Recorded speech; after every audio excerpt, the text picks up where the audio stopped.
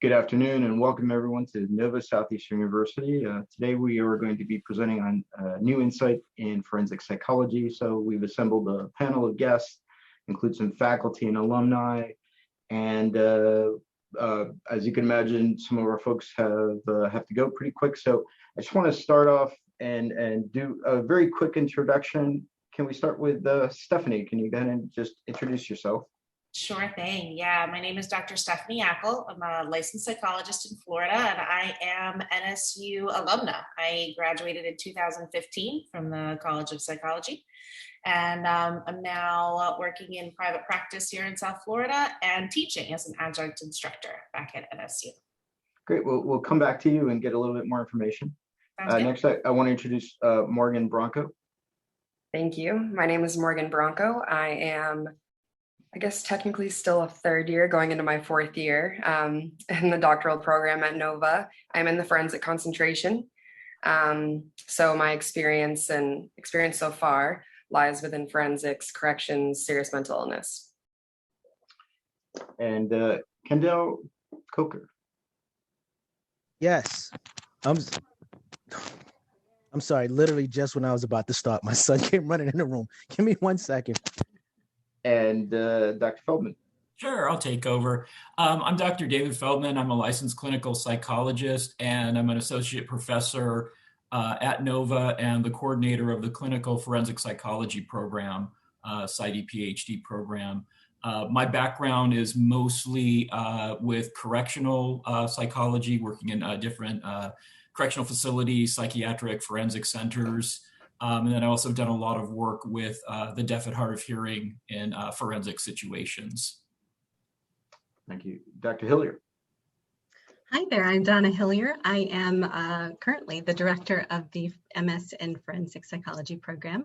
I've been with the university since 2005 and have provided some leadership in different types of academic programs, but I seem to continue to make my way back to the forensic psychology, criminal justice types of courses. It definitely is a highly interesting topic, and I'm happy to be here with my esteemed faculty and students. Welcome. And Dr. Hillier is going to help me co-host a little bit, but she'll also be involved in the panel. Also very excited to see Dr. Chad Waxman. I just saw you sign in. How's it going? So nice to meet you all. I'm Chad Waxman. I'm a licensed psychologist. I live in Colorado. I'm also adjunct faculty, obviously, with Nova Southeastern.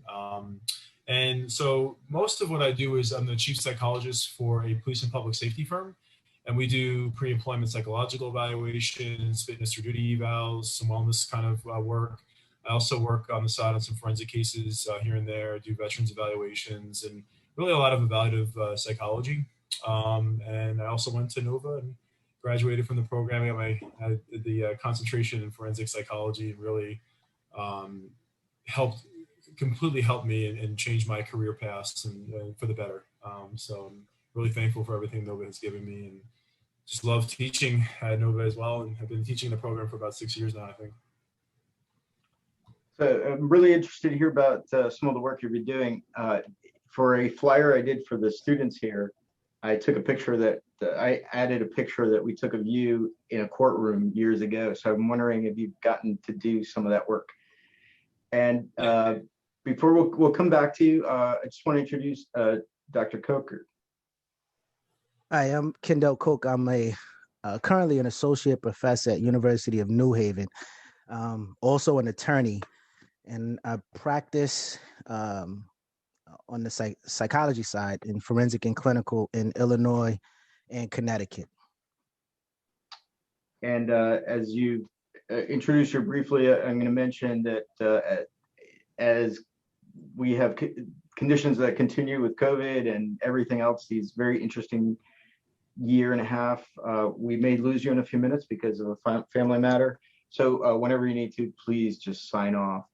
And what I'm going to go back to is our go through our panel again, because now that we've introduced everyone, I want to just have a little bit more information on what kind of work you've done and what you're doing, what you see in the field. Dr. Ackel. Okay. What am I not doing? So besides teaching, because the teaching that so many of us are doing, and we all keep finding ourselves coming back to, which is fantastic. I love working with my students and my trainees. But outside of that, when I'm out in the field and I'm working, I am currently doing a lot of work with DCF. So with the areas of DCF, or the contracted agencies of DCF, Department of Children and Family Services, in Broward County and Miami-Dade County. Doing evaluations for psychological evaluations, substance abuse work, parental fitness, a lot of different work there, supervising and overseeing students, providing therapy in those areas and for those clients as well. I've done extensive work with the immigration courts, and also work with criminal courts, and working together with Dr. Waxman and Dr. Lenore Walker and Dr. David Shapiro and many in doing trauma evaluations. Dr. Walker was an amazing mentor and teacher, and so she and I are now working together as colleagues and evaluate for intimate partner violence and its impact on criminal behavior. And so we have worked on cases all over the country, testified in all sorts of different courts. Some of my favorite work I do. Doesn't come around quite as often as some of the other stuff, but I'm afraid it's going to be picking up a little bit more as we make our way out of COVID and we see the effects of what has happened as people have been locked in the house together this last year. So we shall see. It's going to keep us busy. A quick question for you is, you could touch on a little bit more with, you're doing some work with immigration courts? I have in the past. So I haven't been doing as much within the last year. Obviously, COVID has really changed the landscape because our court systems have been primarily closed down for so much time due to COVID. Things have been picking back up over time, but for a while there, everything was shut down except for our most expedient cases. So prior to COVID, the work that I was doing in immigration courts was primarily to evaluate competency to proceed in immigration hearings. One of the realms of forensic psychology is to evaluate competency to proceed in criminal court, right? And to determine if someone is able to rationally and factually understand the proceedings, the charges against them, if they're able to work with their attorney. And we find that we have a lot of individuals in immigration court and removal proceedings or deportation proceedings who also really struggle due to mental health issues. So we've had to learn how to evaluate competency in the immigration courts as well. And then because of my expertise with evaluating trauma, I've also been asked to come in and do evaluations for how trauma may impact someone in immigration proceedings and deportation proceedings as well. So. Wonderful, and we'll come back to you. I was going to skip into Dr. Kendall Coker because we will lose him in a few minutes, and ask you to tell us a little bit more. You have such a unique background, first with your PhD at NSU, and then you went on to do a JD. So it's got to be fascinating, and I know you're teaching currently, and you've been involved in so many things with families and youth. Tell us a little bit more of what you've done. My mind's kind of going a million miles a minute right now. Most of my time now is actually spent more on the gun violence side. A lot of my efforts and energy has been on violence reduction, violence prevention, particularly in inner city and urban communities among Black and brown populations. And it's been grueling work. So I do work in Connecticut, also in Chicago, and the gun violence numbers are just, they're I don't even have the words to describe it. Actually, a student at our university was shot and killed a few days ago in Atlanta. And while we were at a gun violence rally with several legislators who we partnered up with, or who have supported our work around gun violence interruption. And again, I do this on the research side as well as being boots on the ground in the community. While we were having a rally, somebody was shot 5 blocks away from where we were hosting the rally. And so it's been feeling very disheartening being in this world of gun violence on the research side and on the community prevention side as well.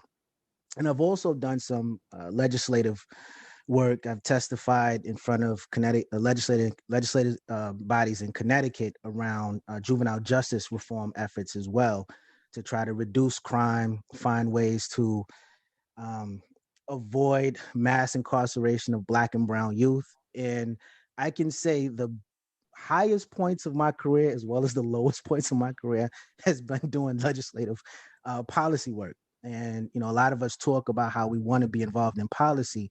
And one thing that I've learned about it is it's a lifelong job, because you start doing the work and you may advocate for some change where the laws, you know, switch. And then all it takes is for a changing of the guards to come in, where now you have a new political makeup. And then the laws that you fought to change now just flips and goes right back to where it was before. And I've seen this happen for the work I've done both in Illinois as well as Connecticut with regards to juvenile justice reform. Lastly, another thing I've been involved in is, as it relates to also this type of work, is promoting mental health awareness and reduction of stigma in Black and brown communities, because a lot of people have been talking about how we have to treat the trauma to reduce the crime and violence. But then I have to remind people that they're not committing crimes because they're traumatized. They're traumatized because of the conditions that lead to the crime. And so that's been basically one of my next biggest battles that I've been kind of carrying on the policy front. So some teaching, some research, some policy, and boots on the ground type work.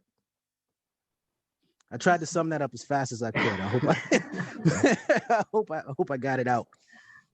You know, this subject is incredible, because, you know, we've seen so much in this country, unrest around the world. And so I really applaud your work, and I know you're just beginning.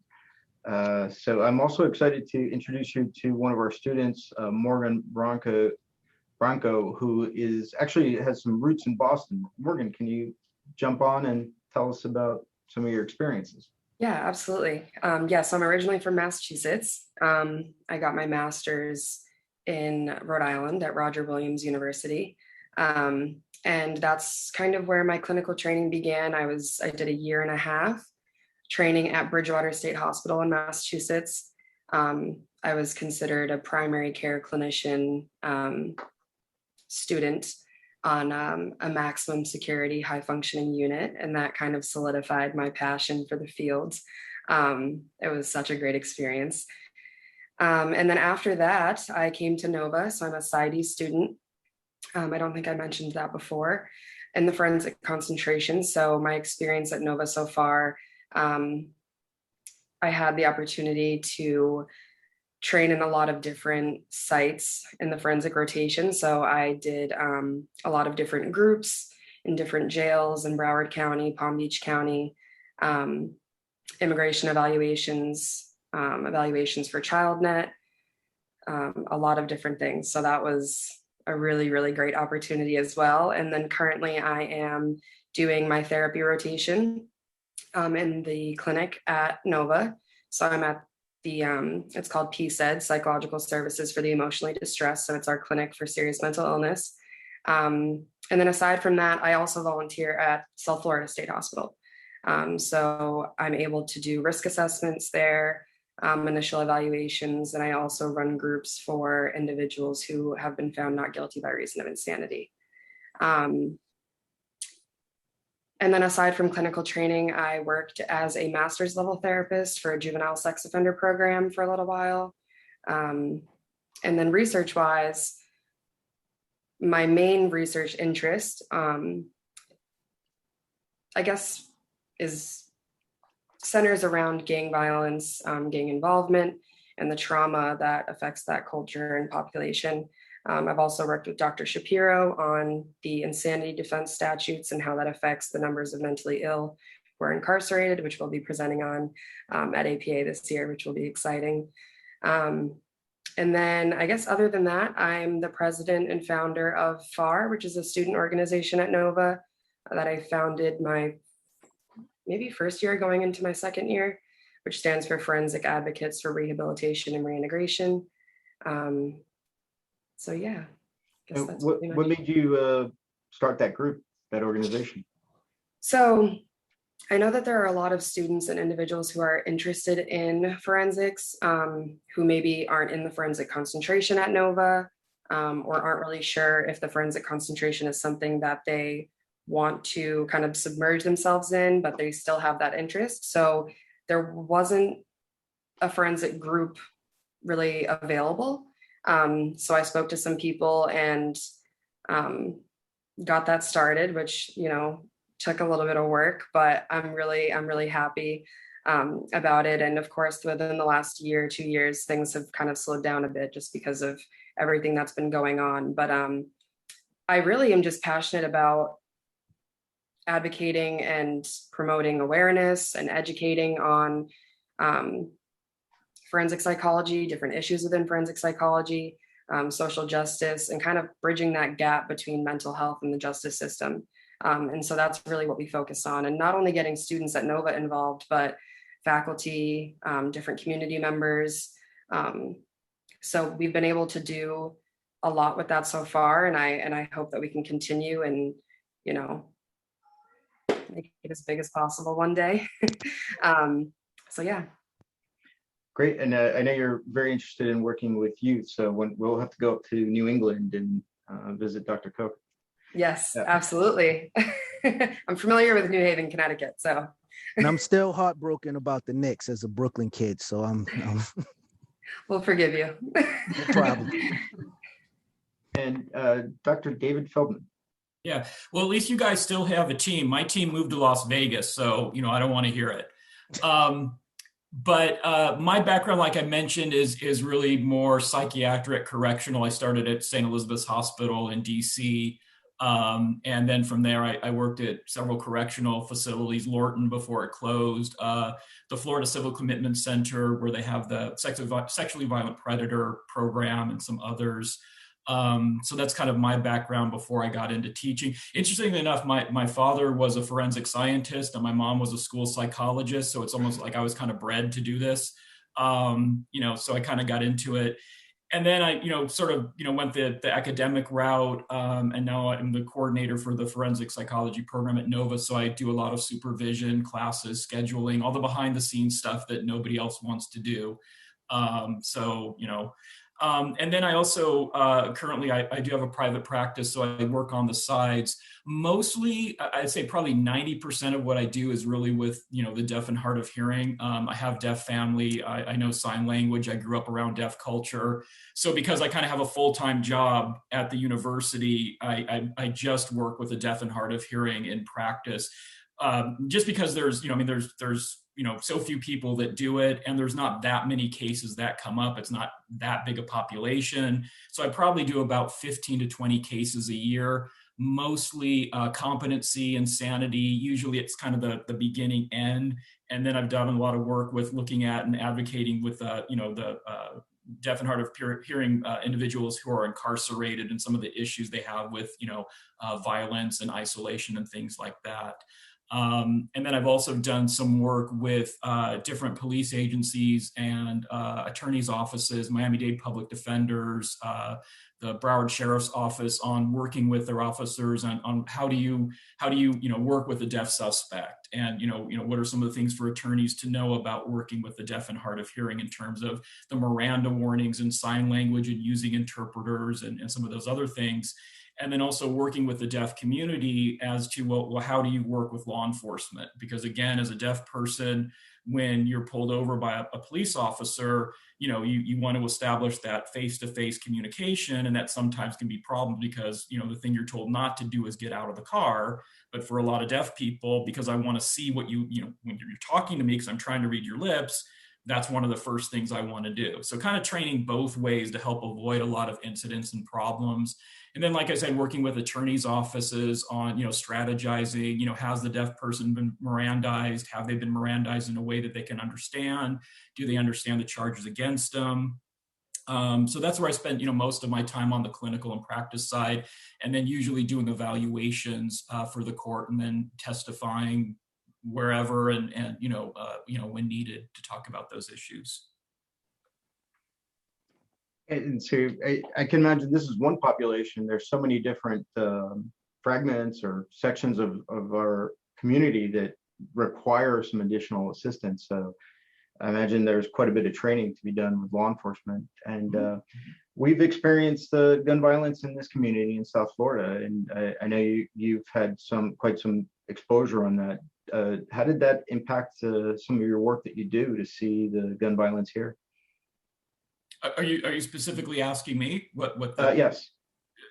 Are you referring to the okay, so just to back that up so people understand. So my daughter she graduated, she's at USF now, but she was a student at Marjorie Stoneman Douglas, and she was in one of the classrooms where a lot of the shooting happened. So I mean, she was kind of there. So since then, I've kind of been involved in not really the gun control part, but really looking more at people dealing with trauma following some type of mass shooting. I'm working with a company now. We're developing a curriculum and a standard for schools to develop programs, both to prevent these types of things from happening, and then as a sort of a response for when something like this does happen. And then I've also done some work with some of those students looking at, what were the things that were most effective, following the shooting. Interestingly enough, what I found is that they really like the therapy dogs. They weren't interested in the humans, but they really like the therapy dogs. And I just finished a study. In fact, I just found out a couple of weeks ago, we're statistically significant. So we're ready to go to publication. So I'm very excited about that, but really looking at, what was the effect on stress? What was the effect on sort of the emotional state from the therapy dogs, and how the students felt about that. So I'm not doing as much with gun violence directly, but more on the side of the sort of the reaction to it. Very good. And Dr. Hillier, can you tell us a little bit more about your experiences? Well, my experience has been much more in the administrative and instructional side. And, as I listen to our faculty and our students, what I'm hearing is that the population that we can work with, the different types of services that forensic psychology professionals work in are quite varied. And, I've actually just got off the phone with a student prior to logging on to our webinar. And some of the questions that he was asking was, which direction can I go if I'm interested in forensic psychology, but I want to do more behavioral profiling and criminal profiling versus doing assessments. And, I think we're starting to get bits and pieces of information about this, just hearing about our faculty talk about, their experiences in the different avenues that they decided to go. So I'd like to hear more about that. And actually, that's a big question, is the subject of profiling. I'd love to hear Dr. Feldman's opinion on that. But one of the things one of our panelists has to leave, and I just wanted to give a big thanks and a shout out to Dr. Kendall Coker. And thank you so much for joining us. Nice to see you virtually, and hopefully we'll see you soon at some of the conferences. Thank you, Dr. Cook. Thank you. Take care. Thanks for joining us. Thank you. Bye-bye. Keep up the good work. I'm trying. I'm fighting the good fight. And Dr. Chad Waxman, it's really so great to see you, because I do remember when you were in our halls here as a student for probably from your start. So it's nice to see what you're doing. Tell us more. Thanks. So as the chief psychologist of a police and public safety firm, one of my main roles is more than just doing evaluation. So that's part of my time is actually evaluating people who want to be cops and firefighters, and kind of trying to figure out, what are the unique needs that an agency has, and what would be risk factors that they're about to inherit, which is okay. We all kind of come with some level of risk, as a human being. And sometimes that risk is unacceptable, as you probably have seen on TV, plenty, where somebody's not able to handle the population the right way and not do good community policing. They probably shouldn't be charged with that, ultimate responsibility. But there's a lot of in between. A lot of people don't realize that. There's a lot of people who've done drugs when they were younger, or maybe even got in fights and things like that, or really kind of had some pretty rough adolescence. Even, as recently as say 5 years ago when they're 30, there's some things that kind of happened. Their personality testing shows some things that might be, a little bit problematic. Maybe they don't have maybe the social skills that we would kind of want to see, or, things like that. And how do we kind of figure that out? And then how does training and supervision mitigate some of those things? So that's kind of a lot of what my work is. It's a lot of consultation in addition to doing an assessment. So it's like, yeah, this person has this risk, this risk. Like, how do you feel about that? As a police chief or a sheriff or a hiring manager. And we kind of work through some of those things. Now, there are times when there's a cut for me. I'm not putting my name on this person they are a fail. They will not do well as a law enforcement officer or a firefighter. They have either severe personality characteristics that would be harmful, or they just aren't stable. They're not in a good place right now. It's not the time for them. And another piece of my job is supervising other people who do the same work and trying to consult with them and trying to make sure that we have good, what we call inter-rater reliability, where we're all kind of on the same page as far as how we do this work. And I just love it. I love the consultation piece. I love meeting with applicants, and it's kind of cool. You never really think when you go into clinical work that there's even an opportunity to do this kind of consulting and doing trainings, and also like working with other individuals to kind of help make them better psychologists, in addition to also doing good psychological work. So I think really with a clinical degree, it really opens up the doors to do all kinds of really interesting stuff. With a master's in forensic psychology, there's a ton of jobs within police agencies I've seen that are open to, crunching crime statistics to make sure that agencies are putting their resources in the right places, things like that. So there's a lot of really cool jobs out there that aren't necessarily, you have to be a therapist, or you have to be, things like that. So yeah, I love the work. I'm not sure if this is specifically what you do, but how do you determine if someone is fit for duty?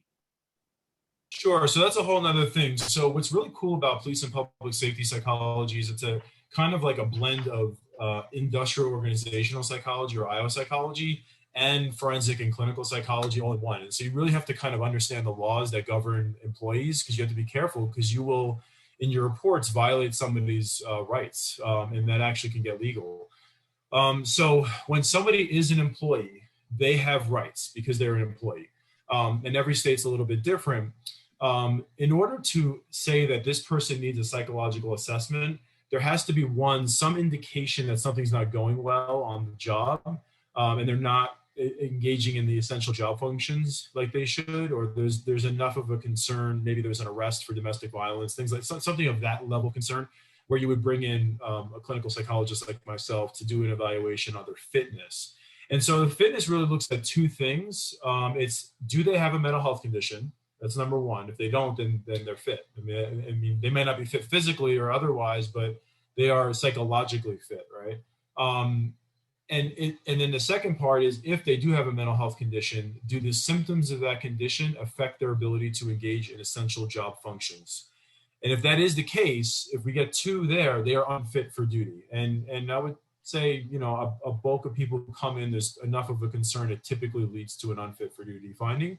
But there are plenty of cases where people have been fit. There's just a little bit of concern, maybe some resources for them, maybe some consultation with the agency on ways to kind of handle things a little bit better from more of a manager perspective.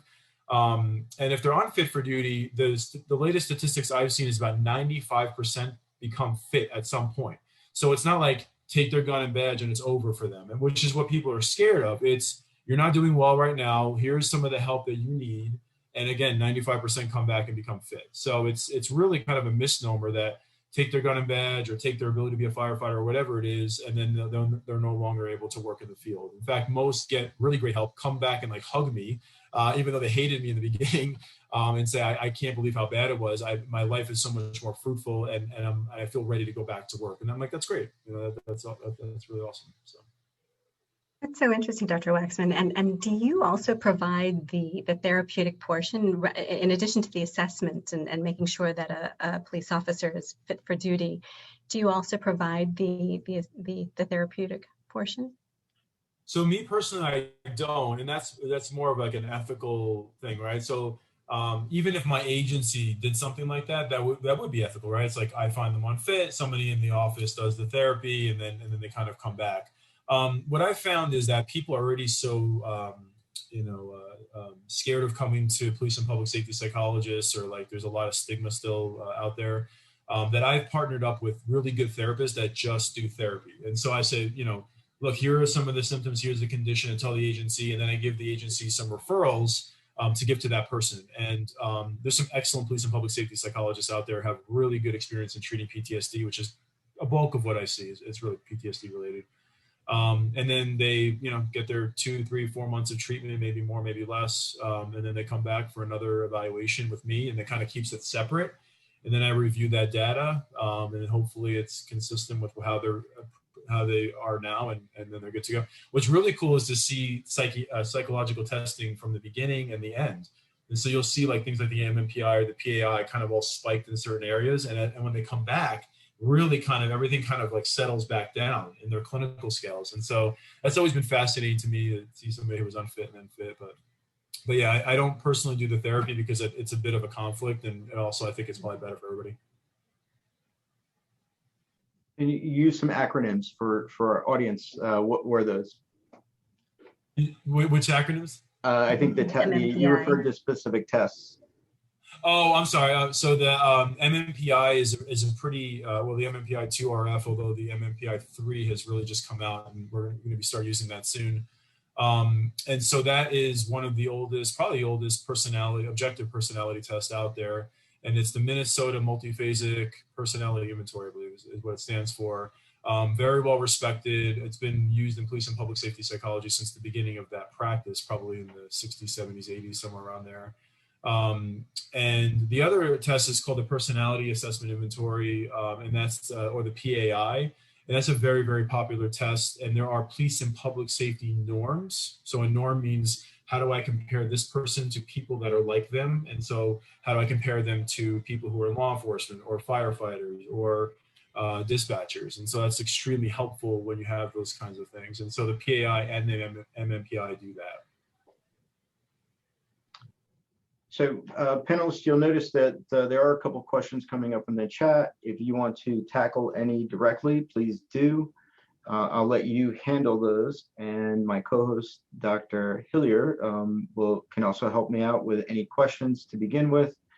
One of the first questions that comes to mind there is, obviously in the past 5 years, 10 years, so actually a few decades, we've seen a lot of issues with some violence, civil unrest, and in the last year, there have been a lot of calls for defunding or taking away resources, and sometimes suggestions towards mental health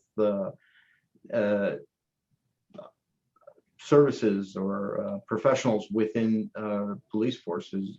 Has anybody done any research on this or any exposure to this? I think it's something that I come across quite a bit with the population I work with, just because, again, for that deaf and hard of hearing population, we don't really have any normed or standardized tests. The MMPI, the PAI, most of the people I do work with don't have the reading levels to really get through those. And again, it's just the ASL, American Sign Language, and English are just two different languages. So I see a lot of people who, for one part, have been so overdiagnosed. I did a case a while ago in Ocala where I think this guy had almost every diagnosis in the DSM-5 at one point or another, and it's because you have people that really aren't qualified to work with that culture, or don't really have the language ability to work with this person, and they're making a lot of assumptions, based on what they're getting through an interpreter or based on what they're getting through norms done on a different population. And so we get some very weird kinds of things. And I can only apply that really to the population I'm really familiar with, but I do see there's a lot of that over pathologizing. I also see, again, when, I do the work with law enforcement, that there's a lot of misunderstandings of culture, and things spin out of control very quickly. Things like, that you have somebody who, a police officer arrives on scene, they don't know the person is deaf, they don't know anything about deaf culture or language, they can't communicate. So, immediately I tell the person to stop, they keep going because they didn't hear me. I tell the person to get back into the car, they didn't hear me. So these things just start to spiral out of control. And so what you're seeing is not there's a good or a bad person. It's just because of a lot of these cultural and language misunderstandings that things just escalate till the point when now you're seeing people with the charges of resisting arrest and assault. And, I wasn't resisting arrest. You were handcuffing me, which takes away my only ability to communicate with you. And again, some of those things. I think one of the nice things, again, that I'm kind of seeing is there's a lot more emphasis on not just multiculturalism in law enforcement and psychology, but it's really nice to see that disability and deafness is now actually being included in that conversation. And you're seeing a lot more people signing on television. You're seeing a lot more deaf people included in movies and media and things like that. And I think that's good because it really kind of brings attention to the problem. I think more of that exposure with other populations is a good thing as well. And kind of recognizing that, what we sort of, used to see as mental illness differences may really be more cultural differences, and kind of recognizing those things for what they are. And we even see that with body language, that could be a communication that's misunderstood quite often. Yeah, sure. And one of the things I'm seeing is everybody seems to have a very specific niche within this field. Tell us a little bit how you see the forensic psychology field changing and how people stand out for any of our panelists. Or how do you set yourself apart in forensic psychology?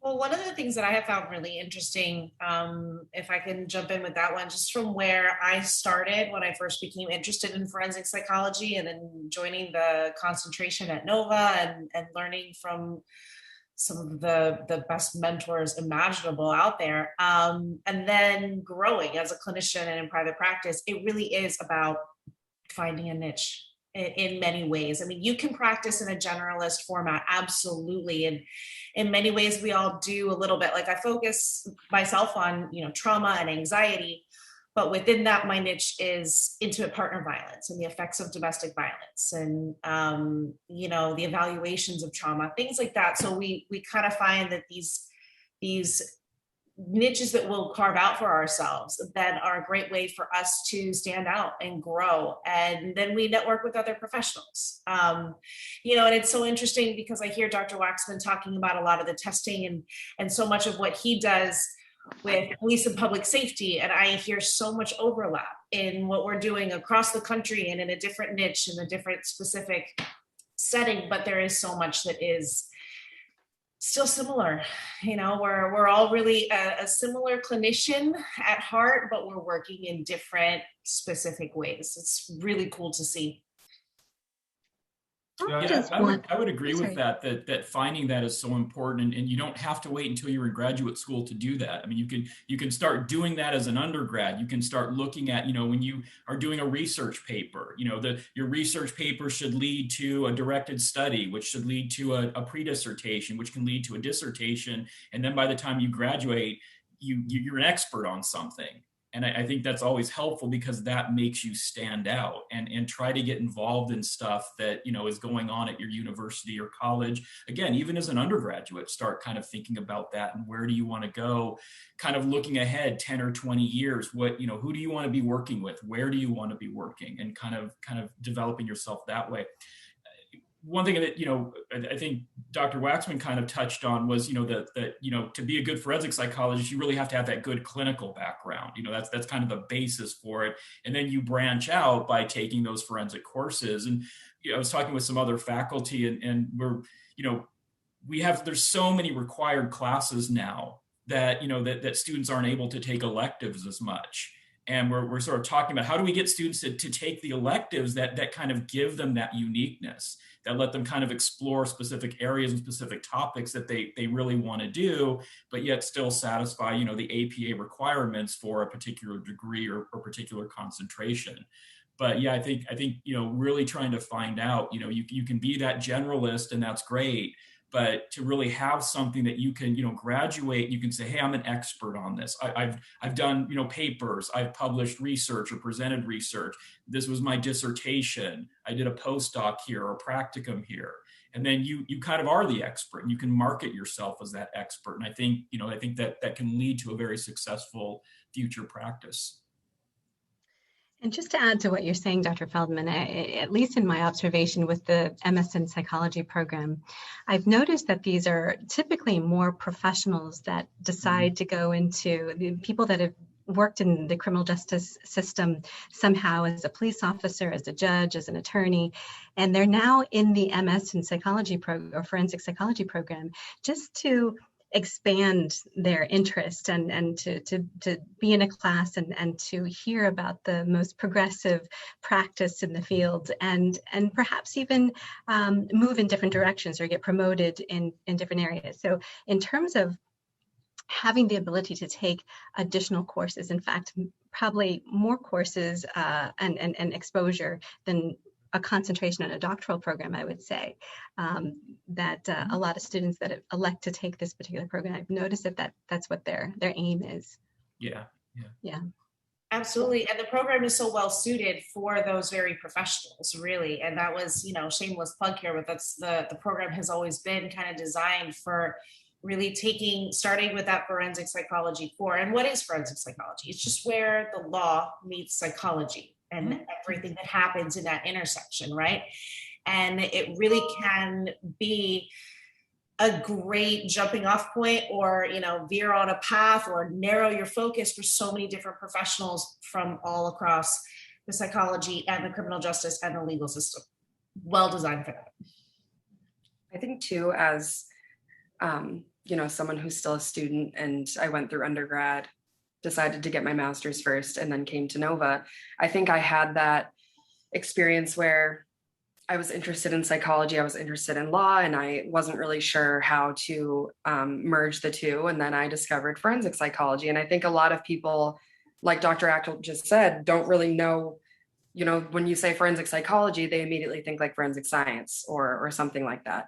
And I would just say, you know, to any students who are still trying to figure out maybe exactly what they want to do, is networking. And that was one of the first things I did in undergrad was I found a local forensic psychologist who worked at the district court. And I reached out and was like, can I shadow you? Is that something that is possible? And just to get an idea of what I liked, what I didn't like. And I would say that has continued at my training at Nova. You know, I'm like, oh, I only want to do assessment and evaluation. But, you know, we have to do therapy as well. And then it turns out I don't hate therapy as much as I thought I would. And same thing with groups, like, oh, I don't want to do groups. But it's important, I think, to push yourself and challenge yourself, because it's good to have that broad experience. And you can eventually, you know, narrow it down later on. And also realizing that I know a lot of people have asked me like, oh, what's, you know, well, your degree is in clinical psychology. It's not in forensic psychology. You can be a forensic psychologist. You know, you get the clinical psychology degree. You can be a forensic psychologist without even being in the forensic concentration. So that's, I think, important for students as well. But I think networking and just trying out different populations, different sites and settings, I think is really important in finding, you know, what you like, what you don't like. A lot of people think that they really like corrections and want to be in corrections. And then when they actually walk into the jail, they're like, never mind, not for me. So I think it's important to challenge yourself in that way. Universities around the country have experienced a surge in interest due to popularity of television shows, crime scene investigation. You know, I'm a big fan of some of the programs itself, and we you all know that the glamour of television is not exactly what occurs. What kind of thing do you do that you find that's most interesting? A situation you've been exposed to? Some nail biters. What kind of things have been interesting in your work? Expert testimony, anyone? Tell us a little. I know some things are confidential. I was gonna say the same thing. Yeah, and sitting on a witness stand, I think, has probably been, in a federal courtroom. The first time I sat on a witness stand, I was like, I have trained all these years for this, and I am terrified. You still get that knot in your stomach. I still do, and I've kind of come to recognize that that's okay, because it makes me prepare properly and do a good job of it. But it's pretty cool. It is. I think that would probably be the closest thing to what I've seen on TV. I don't do two-way observational mirrors all that often. I definitely don't do any of like the Criminal Mindsy type profiling. But sitting on a witness stand always gives me that little Law and Order feeling. I kind of get the little noise in the back of my head. That's been pretty exciting. That little dun-dun. Is that Stabler, the dun?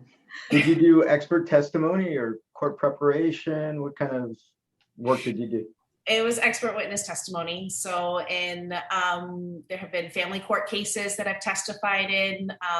The federal case was criminal court. It was mitigation proceedings for someone who was accused of some pretty heavy charges.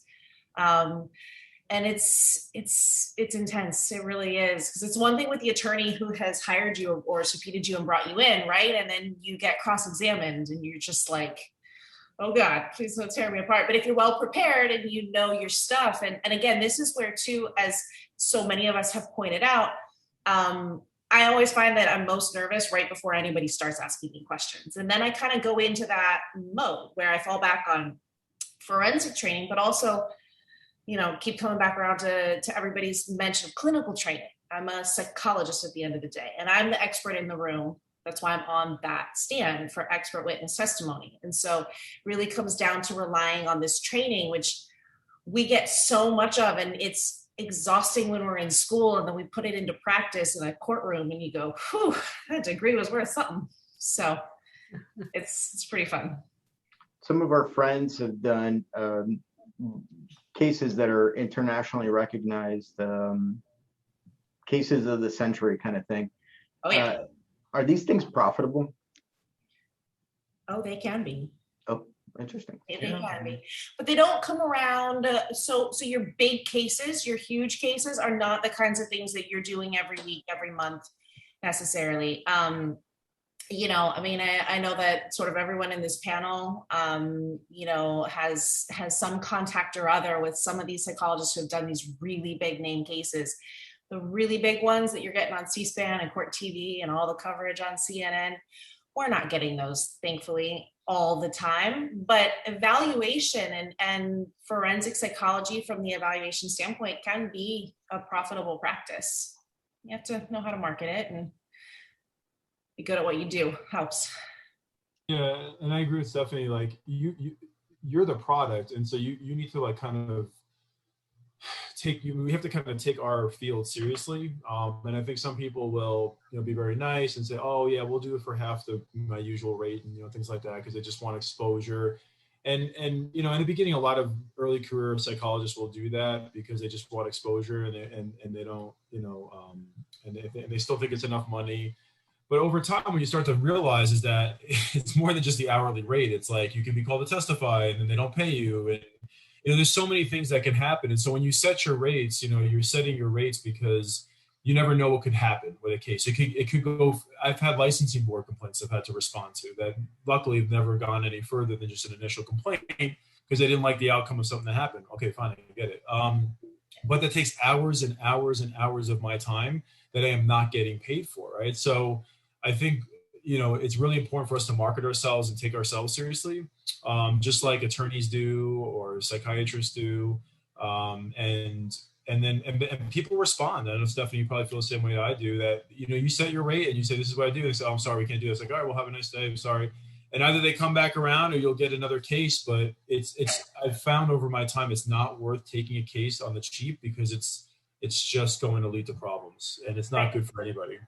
And oftentimes attorneys who have to turn down for a particular case because your rates don't fit within their budget or their office's budget at the time will, respect the fact that we do value ourselves and our expertise and our work and everything that we bring to the table. I do find, that a lot of times it is attorneys, physicians, psychiatrists who are, I guess, a little more practiced, right, at charging what they believe that they're worth. And, everybody always talks about psychologists, so we have the bleeding hearts. Yeah, probably sometimes. So it takes practice, right, to really remember what we are trained for. And we are uniquely suited to be able to do a lot of these evaluations and to provide trainings in different ways.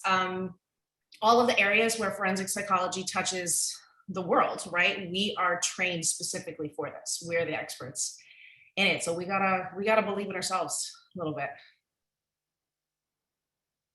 I see a few questions, Carlos. I don't know if you want me to quickly respond to them. Yes, panelists, please respond to any questions, either in writing or verbally. Yeah, so just real quick, I know that I can answer something pretty quickly, but I know one of the questions was, should there be pre-employment evaluations for people entering the military? Yes, but I mean, you're talking about cost effectiveness. The military's already having a hard time with recruitment, so they don't want to have, take people out of the process. But yeah, I mean, think about like some of the things that we might find in a pre-employment process, psychopathic traits, things like that. Now you're training individuals to be killers who have psychopathic traits. Really not a good mix, right? So yes, that is a career opportunity. And back to what a lot of people are saying is, you make that career, you make that your own career. There's not an area that's happening right now, right? And so if you convince the right people to do that, you're talking about thousands and thousands of evaluations a year, about tens of thousands. And think about how many, that could be a whole career, just that, right? I think another question was in domestic violence, people with domestic violence in the background. That's a big no-no. Most law enforcement agencies, firefighters, they will not take people with domestic violence charged in the background. I've met many people who have DV in their background for whatever reason. They sent them to the psych.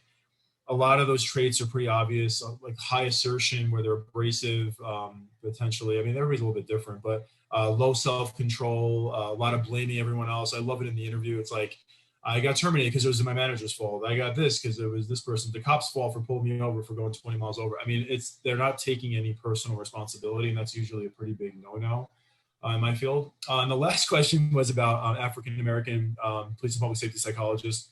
Huge need right now. I know a few, but that's not good. I should know tons. That's an area of growth that we need. We're desperately seeking people of color in the police and public safety field. So if that's an interest of yours, you will fit, right into a culture that needs you badly right now. So. And more Latinos as well. Yep. Bilingual, multilingual. It's definitely a need. Yeah, it's very white, it's very male in my field. And there's been a lot of females of more recent, which is great, but we need a lot more diversity, like you said. So somebody was asking about BIP programs. Anybody could explain that to me? And also notice you got a comment from a previous mentor of many of you. Saw that in. Dr. Walker's proud of us, guys. Sorry, I can't. I'm not a multitasker, so trying to read the chat and focus on what people are saying is. And if anybody, if we do run out of time, for anybody in the audience, if you want to shoot me an email, if I don't get to a question today, feel free. dfeldman@nova.edu. Go ahead and just shoot me an email, and I'm happy to follow up with you. Absolutely. I was actually thinking we could all maybe dump our email addresses into the chats, because I know there are a lot of people that are asking, questions that we may not all get to.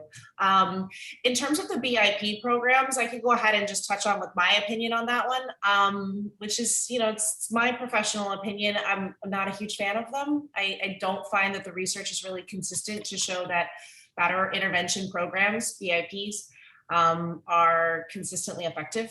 I would be the first person to jump for joy if we could create one that really is consistently valid, reliable, effective. I don't believe that we're there yet with what we have available. That said, there are definitely a lot of features, although Dr. Walker's watching, so I have to tell you, we don't have a profile of a batterer. That was, of course, made clear in one of our big famous legal cases there. We don't have a profile of a batterer, but there are a lot of features, traits, as Dr. Waxman talked about, many of them also centered around control and power, right? And so there are certain things that, especially in individual therapy, we can try to work on if we find people coming into our office. But the BIP programs, the manualized treatment programs, we're not seeing a lot of regular success with those yet. You mentioned profiling, and we had talked about, criminal profiling a little bit. How accurate is profiling? And you kind of mentioned a little bit in terms of the trauma side of it, Dr. Ackel, but how accurate is that? Criminal profiling, the way we often think about it, right? Because we think of shows like Criminal Minds, we think of programs like that.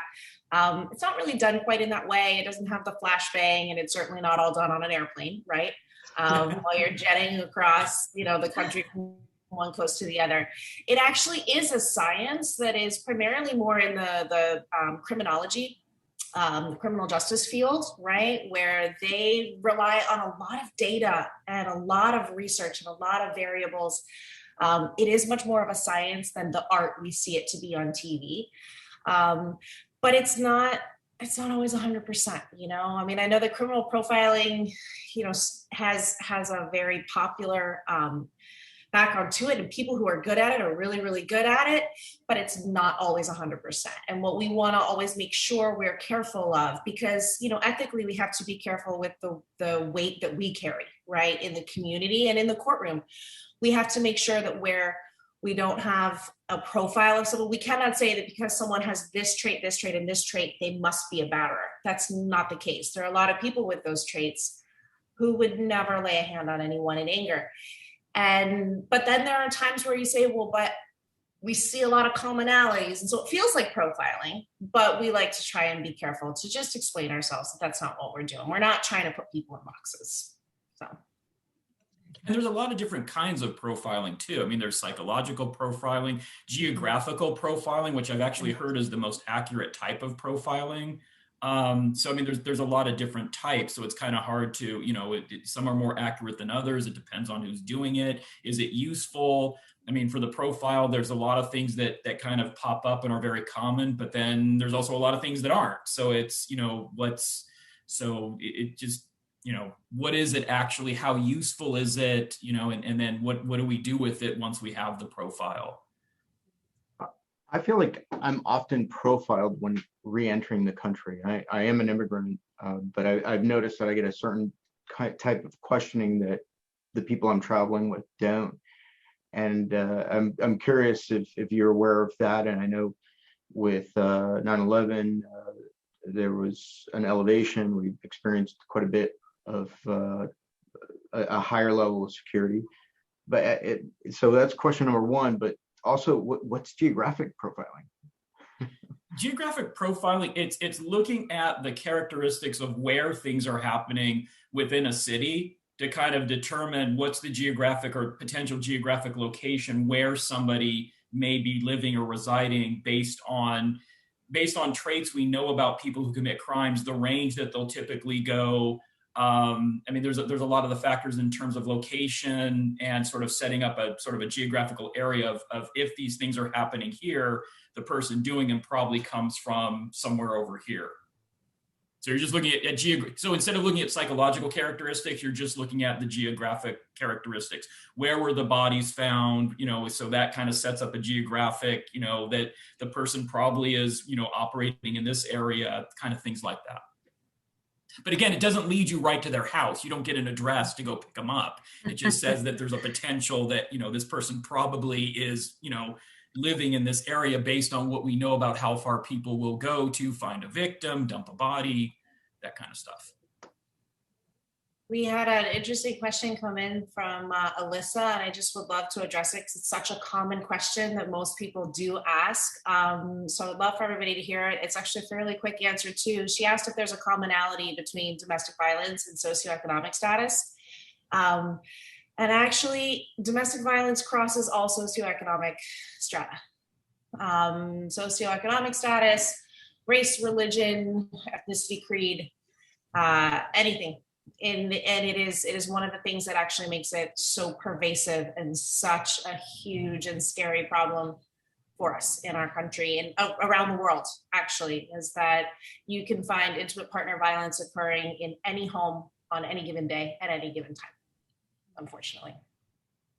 And I think with that, Stephanie is, or Dr. Ackel, sorry, it's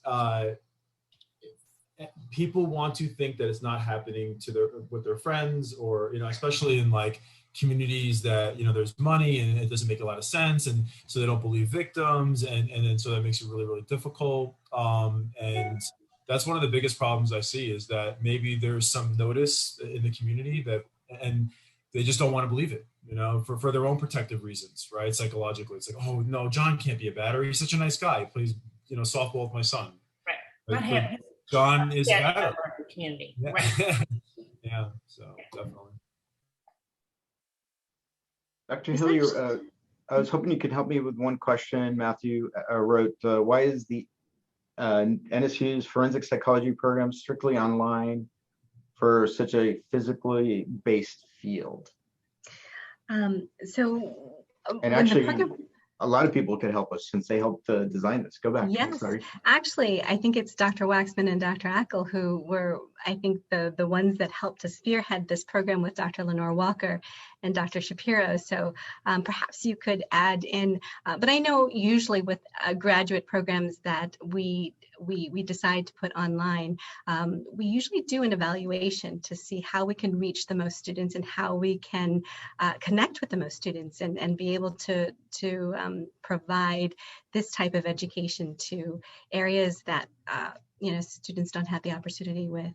But Dr. Ackel, Dr. Wax. If I could just clarify real quick, the PsyD PhD program is not online. We are a physical program, so it's the master's program that is online. So I just wanted to clarify that. I apologize for interrupting. Thank you, Dr. Feldman. One of the things that we've done, and yeah, absolutely, Dr. Hillier is really, really quite right about this, and Dr. Waxman, if you have any other insight from where we began with it, but we had the most reach that way, and especially because for the purposes, you know, a master's in forensic psychology degree, we were reaching out to people in so many different professions, not just those clinically practicing or aiming to clinically practice psychology, right? It's not a counseling degree.